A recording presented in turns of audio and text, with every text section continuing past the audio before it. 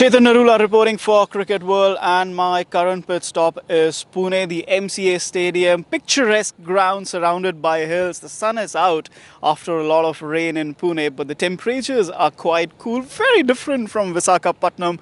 Really liking it here. And of course, this is also the stage of the second test match between India and South Africa. Of course, India won the first test match very comprehensively, 203 runs, ticking off a lot of boxes really. Twin hundreds for Rohit Sharma in his new role as opener, double hundred for Mayank Agarwal. Ravichandran Ashwin coming back to Test cricket with a 7-wicket haul in the first innings, and of course Wriddhiman Saha coming back, brilliant wicket keeping to the two spinners. Mohammad Shami's 5 wickets, and despite the fact that South Africa fought hard in the first innings with hundreds from Dean Elgar and Quinton de Kock, they were never really in the game. So, like I said, 203-run win for India, 160 points in the World Test Championship. They've won all 3 Test matches, and they will be gunning for full points in the second Test match as well.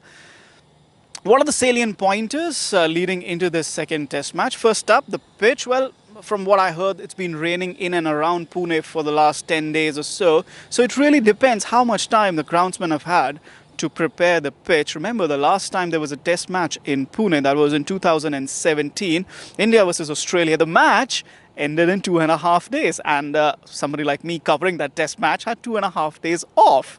Really, well, I wouldn't mind some more off time, but this time around, Pune really needs to buck up, and they need to provide a decent pitch. Not like the one in 2017, but a decent pitch. But the question remains, how much time have the groundsmen had to prepare that pitch?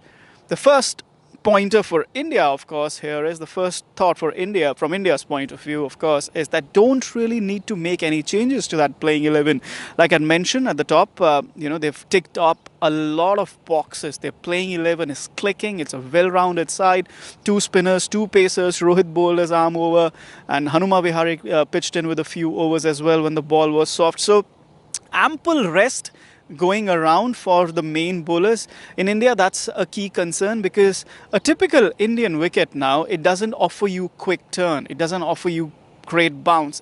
The ball tends to keep a little low, the turn is a bit slower, and your main bowlers, especially the 2 spinners, need to bowl a lot of overs. So from that point of view, with Rohit Sharma and Hanuma Vihari chipping in with a few overs, there was ample rest for Mohammad Shami and Ishant Sharma, as well as for Ravichandran Ashwin and Jadeja.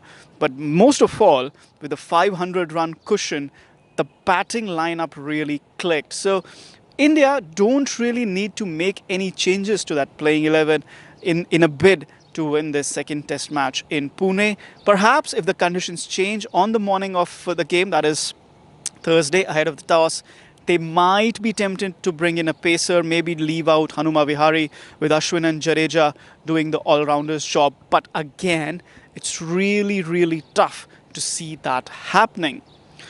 Last point, which is of course the South African point of view, what do they need to do? School of thought here that Faf du Plessis is arguably South Africa's best batsman in Test cricket at the moment. There's a sense of calm, there's a sense of comfort which he brings to the crease when he comes out to bat, and we saw it in the first Test match.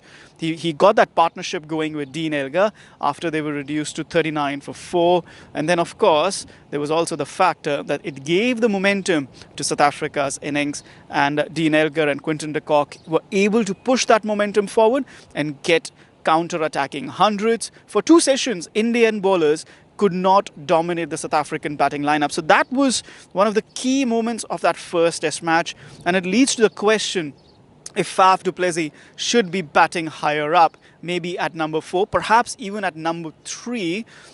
Temporarily, somebody like Theunis de Bruin and Temba Bavuma can perhaps go down lower the order, because once you get that momentum going, maybe it gives a little more confidence to the middle order. The other talking point for South Africa, of course, will they play 3 spinners again? In the first Test match, well, it was a slow turning wicket. They perhaps hoped to bat first and bring the spinners into play. But the flip side here is that if India bat first, which they did, and you're facing 3 spinners in a 5-man attack, which South Africa played, and then you have Rohit Sharma and Mayank Agarwal scoring big runs, which they did, then you're not able to contain runs with 3 spinners in your bowling attack, which was the case for South Africa and where they lost the first Test match. So They will be hoping to perhaps bring in Andre Noctia, or who has a lot of pace, or Lungi Angiri, who has a bit of an up and down bounce. Three pacers perhaps give them the advantage of tying up one end a little tighter, maybe a toss-up between Senur and Muthusamy and Dane Piet. I mean, you don't really want to play two left-arm spinners, but Dane Piet didn't really impress with the ball in those two innings. So it's a tough call. Maybe South Africa will go in with all three spinners. Maybe Faf will again bat at number 5. You don't really know. But South Africa will be eager to make sure the equation is balanced going into the second test match.